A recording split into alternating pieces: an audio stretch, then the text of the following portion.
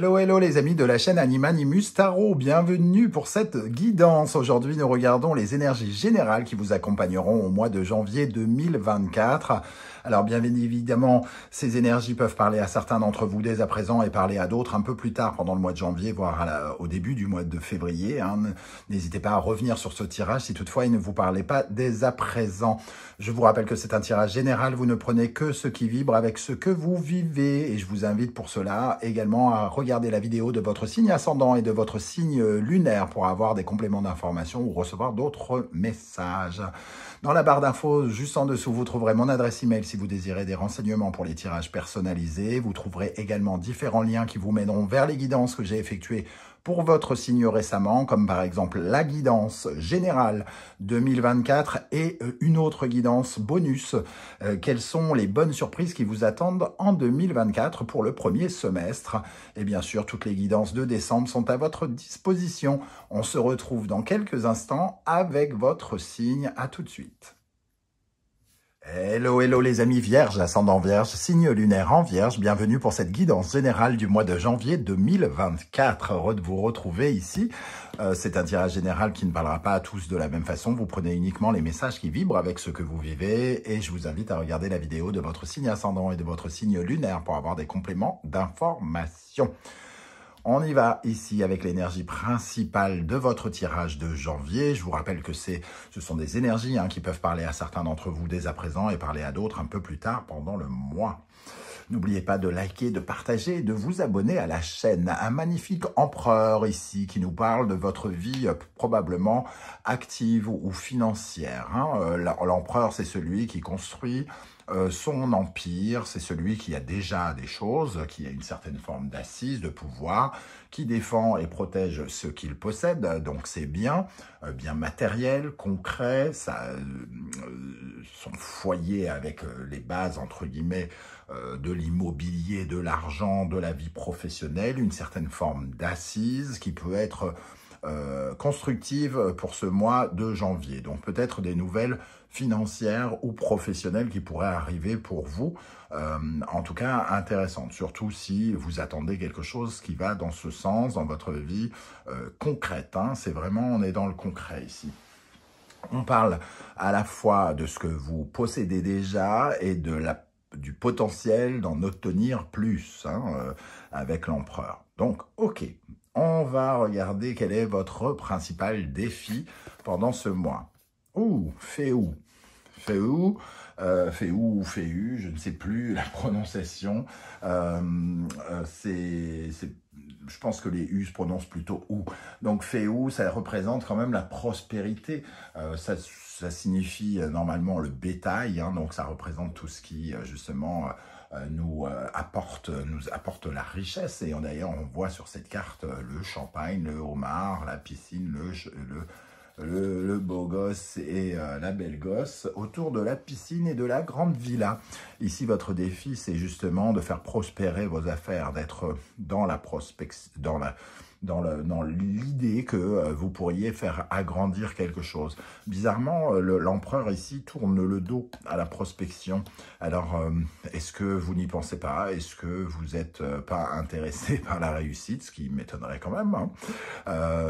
Voilà, en tout cas, on vous invite, votre défi, c'est d'aller regarder cela, d'être dans une certaine forme probablement de gratitude, de reconnaissance par rapport à ce qui pourrait arriver. Et surtout, Féu peut représenter des nouveaux départs professionnels, de nouvelles choses qui viennent vers vous. Alors peut-être penser à l'éventualité qu'il puisse y avoir des changements dans votre vie professionnelle ou dans vos changements financiers. On a l'impression que on pourrait voir des choses arriver, grandir dans votre vie avec cette carte. Alors, on va regarder qu'est-ce qui va se passer concrètement ici, pour les vierges, avec le 3 de coupe, le hiérophante et le 3 de denier. Bon, une certitude déjà, c'est qu'il y a du courrier, des messages, des communications qui viennent vers vous. 2, 3 ici, 2, 3 merveilleux, j'ai envie de dire, puisqu'ici, le 3 de coupe nous parle plutôt de bonnes nouvelles, le 3 de denier nous parle plutôt de succès, d'une avance on va dire, financière. Le hiérophante vient valider quelque chose. Alors, si vous êtes en attente d'un prêt, par exemple, on pourrait avoir des nouvelles de ce prêt, et elles pourraient être, par exemple, positives. Si vous souhaitez vous faire prêter de l'argent pour je sais pas quoi, ça peut nous parler de ça. Si vous attendez une augmentation ou quelque chose qui vous permette d'avoir une certaine forme de prospérité, j'ai l'impression qu'on peut être là-dedans. Le hiérophante, c'est celui qui accorde des droits et des devoirs, c'est celui qui valide des projets. Ça peut représenter une personne qui a un pouvoir moral ou sociétal, par exemple. Ça peut être une personne de l'administration, une personne qui est expérimentée, une personne qui a fait de longues études, un avocat, un médecin, quelqu'un en tout cas qui représente une certaine forme de pouvoir. Et ici, le pouvoir, il pourrait vous l'accorder. Ce hiérophante, il parle aussi éventuellement de bons conseils. Donc ici, si on parle juste de conseils, ce sont des très bons conseils, des conseils qui apportent à la fois du bien-être et une certaine forme de légèreté. Donc il peut y avoir aussi un retour de vitalité quelque part, parce qu'ici, ça nous parle d'épanouissement, de bien-être, donc se sentir mieux. Si on parle d'un médecin, il y a peut-être des solutions qui sont trouvées, par exemple, pour que vous alliez mieux. Alors, évidemment, on ne parle pas de maladies incurables ou je ne sais pas quoi, hein, je ne suis pas médecin. Hein. Donc, ici, on parle plutôt de nouvelles positives qui apportent une certaine forme de succès. Le hiérophante et le 3 de denier peut nous parler d'une collaboration aussi, d'avoir envie de travailler en équipe. Donc on peut valider une nouvelle équipe, peut-être un contrat, justement, travailler ensemble pour ceux qui sont pardon, à la recherche d'un emploi. On peut consolider notre assise ici, notre sens de l'entreprise. Donc il peut y avoir des contrats plus valorisants, c'est-à-dire par exemple si vous êtes en CDD, vous pourriez avoir une réponse pour un CDI, ou alors si vous n'avez pas de contrat du tout, vous pourriez avoir au minimum un CDD. Voilà, il y a une certaine forme d'ascension financière ou professionnelle. Et encore une fois, si vous avez besoin, entre guillemets, d'argent et que vous êtes en conversation auprès de votre banquier, auprès de personnes assermentées ou quoi ou qu'est-ce, il peut y avoir des bonnes nouvelles ici, recevoir de l'aide de l'État ou quelque chose comme ça. Quelle est l'énergie qui va particulièrement vous aider au mois de janvier? Nous avons le 6 de bâton. Bon, voilà, un succès, hein, quelque part. Le 6 de bâton, vos efforts sont récompensés et vous mènent à la victoire. Il y a sans doute encore des choses contre lesquelles il faut se battre. Il faut encore continuer à affronter certaines choses, mais au bout du compte, c'est quand même une victoire ici. Hein. Le 6 de bâton, ça rééquilibre certaines énergies. On est dans une certaine forme de mouvement. Sans votre mouvement, il ne se passe peut-être rien. Donc c'est vous quand même qui, entre guillemets, lancez quelque chose. Le 6 de bâton nous parle des derniers contretemps, des derniers retards ici, mais qui vont apporter quelque chose. Donc c'est absolument pas négatif, hein, puisque ça vous aide. S'il y a du retard sur quelque chose, c'est parce qu'il y a besoin de ce temps pour préparer quelque chose d'agréable. Dans le domaine de ce qui pourrait vous ralentir, nous avons l'énergie du 8 d'épée. Un changement que vous pourriez provoquer avec le 8 d'épée, un tournant un peu décisif, une décision un peu prise à la va-vite. Et le 8 d'épée, ça peut représenter aussi une certaine forme d'auto-sabotage, ne pas se sentir capable, ne pas se sentir imposteur peut-être par rapport à ce succès. Ici, on peut avoir des bonnes nouvelles et se dire « mais je le mérite pas ». Je le mérite pas, ou gna gna gna, auto-sabotage, oui, mais je vais pas y arriver, je gna gna gna. Voilà, ce genre de pensée un peu négative, paralysante, qui vous empêche de vous épanouir et de vous ouvrir. Donc, on essaye de ralentir ces idées un peu négatives pour se concentrer sur « fais où ?» Et le 6 de bâton, on peut, on mérite, on a le droit à plus de richesse, plus d'abondance. La réussite est aussi pour vous, les amis vierges. si vous l'acceptez et si bien sûr, c'est votre défi hein, ici, la prospérité et l'abondance. Donc il faut aussi vous rendre compte que ça peut être un cadeau, là où peut-être vous voyez ça comme un piège ou quelque chose comme ça peut être aussi un cadeau. Alors, on va regarder dans le domaine sentimental, relationnel, amoureux. Évidemment, c'est un tirage général, donc on va passer rapidement sur ce sujet, mais vous aurez une vidéo beaucoup plus pointue, hein, un peu plus tard dans le mois. Dans le domaine sentimental, relationnel, amoureux, nous avons le 9 d'épée et le Daruma. Le Daruma, c'est la prière que l'on a envoyée et tous les efforts que l'on fait pour réaliser sa prière. C'est une petite statuette qui est vendue en général, du moins pas en général, c'est quasiment sûr, hein, normalement au Japon, elle est comme ça en tout cas, avec les yeux blancs. C'est à vous de dessiner ou de peindre le premier œil au moment où vous faites votre prière, votre vœu. Et ensuite, quand votre vœu est réalisé, vous réalisez le deuxième œil. Donc, un peu plus tard, l'univers vous accompagne dans vos efforts. Il est nécessaire ici, comme avec le 6 de bâton, de faire quelque chose pour que le vœu se réalise. Le 9 d'épée, ici, il y a une certaine forme de stress, d'inquiétude, quelque part. Hein. Il y a une certaine forme de bouleversement que vous ressentez sans doute. Le 9, c'est toujours, ici, on vous invite en tout cas à réfléchir peut-être autrement. C'est un bouleversement, mais ici, on approfondit quelque chose. On approfondit un vœu relationnel, un vœu amoureux. Il vous faut, finalement, ça nous parle de vos ambitions relationnelles. Peut-être que vous avez envie de quelque chose ici, par rapport à d'autres personnes, d'être au-dessus. Le 9 d'épée, ça nous parle de la découverte de votre intelligence, la découverte intellectuelle d'une façon générale. Donc peut-être que vous avez un rapport à votre connaissance par rapport au relationnel. Ça peut avoir une sorte d'importance. Pour d'autres, ça nous parle d'une certaine forme de stress peut-être. On a du mal à dormir par rapport à certaines ambitions. Alors, quel est le lien avec la vie sentimentale, relationnelle, amoureuse ici? Allez, une énergie sur le 9 d'épée, le Daruma. Dans la vie sentimentale, relationnelle, amoureuse des Vierges, qu'est-ce qu'on a en janvier? Le 8 de coupe. Il y a une certaine forme d'insatisfaction.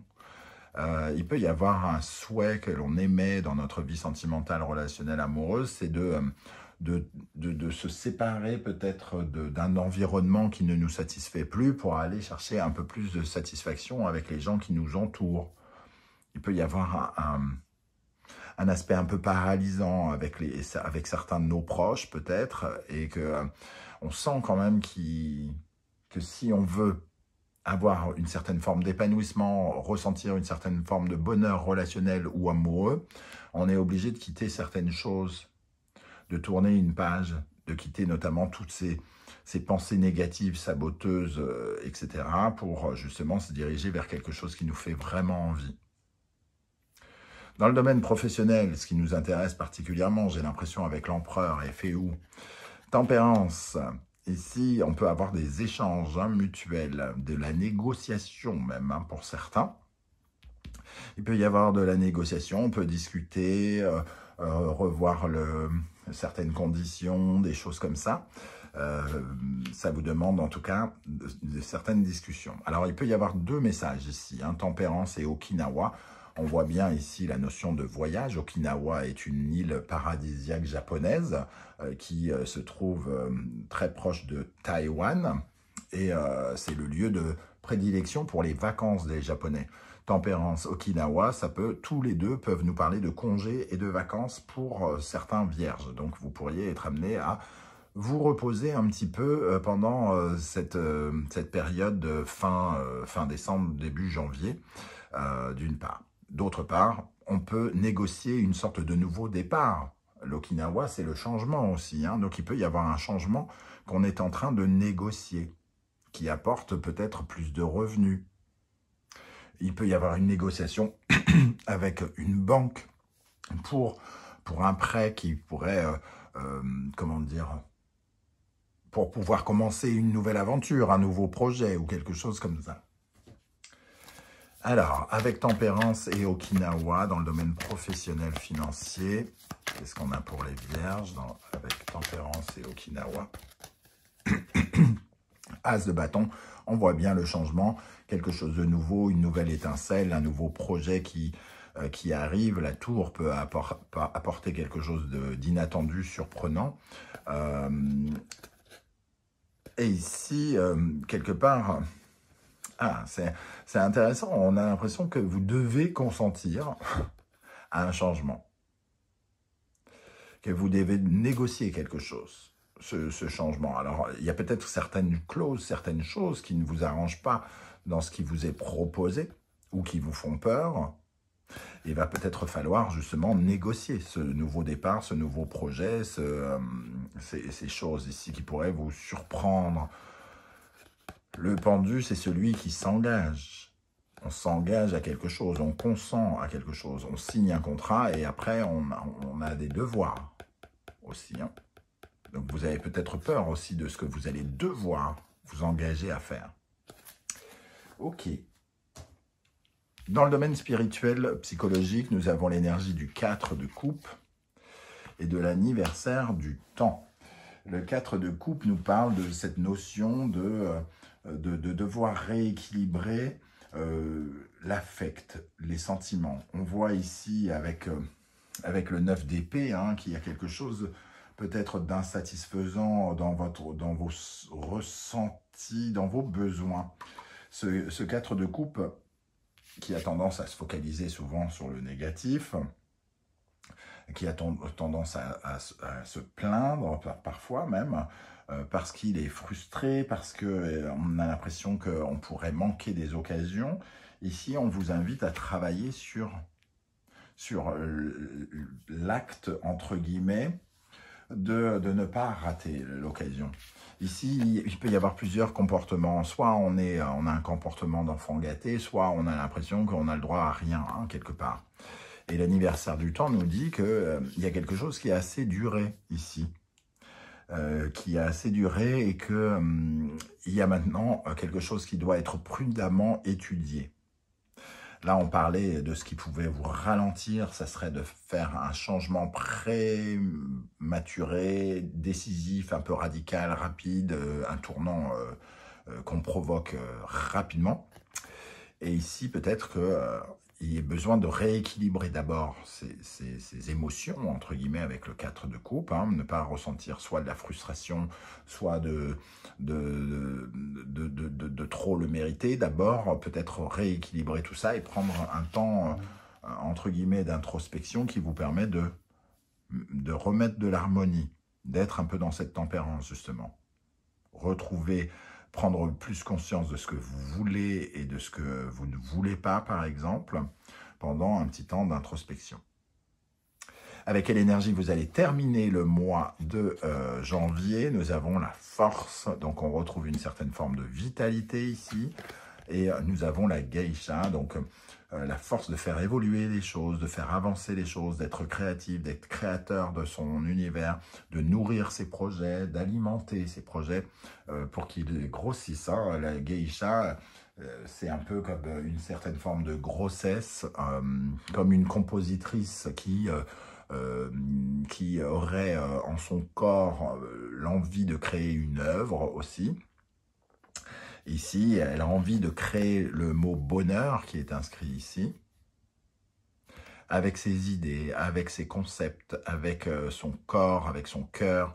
Voilà, c'est une femme qui à la fois vit une vie totalement épanouie et indépendante, épanouie, une vie épanouie, et qui crée son indépendance avec ses projets. Hein. Donc ici, on fait grandir, on fait avancer les projets. À la fin du mois, en tout cas, on a une certaine forme d'énergie, de ténacité, de courage, de détermination pour concrétiser certaines démarches peut-être, certains documents qui pourraient être à remplir, par exemple, certains formulaires. Voilà les amis vierges, comment je ressens ce tirage. Je ne sais pas du tout comment ça va vous parler et si ça va vous parler. C'est pour ça que je serais heureux que vous soyez nombreux à venir un peu commenter juste en dessous de la vidéo et me dire un peu comment vous ressentez tout ça, de quoi ça peut vouloir parler. Et ceux qui ne souhaitent pas déballer leur vie, mettent juste un petit coucou, un petit emoji, juste pour dire je ne suis pas un robot, je suis un être humain, je respire, je souffle et je pète. Et ainsi, je pourrais à mon tour vous saluer. On se retrouve en tout cas très bientôt pour de nouvelles guidances. Tenez à tous vous souhaiter, à tous et à toutes vous souhaiter de très très belles fins de fêtes de fin d'année. Prenez bien soin de vous en tout cas et amusez-vous bien. N'oubliez pas de liker, de partager, de vous abonner et de commenter sur la chaîne pour m'aider à faire grandir ce projet à moi. Je vous en remercie. On se retrouve très très vite. Prenez bien soin de vous les amis vierges. Merci d'être là. Ciao, ciao.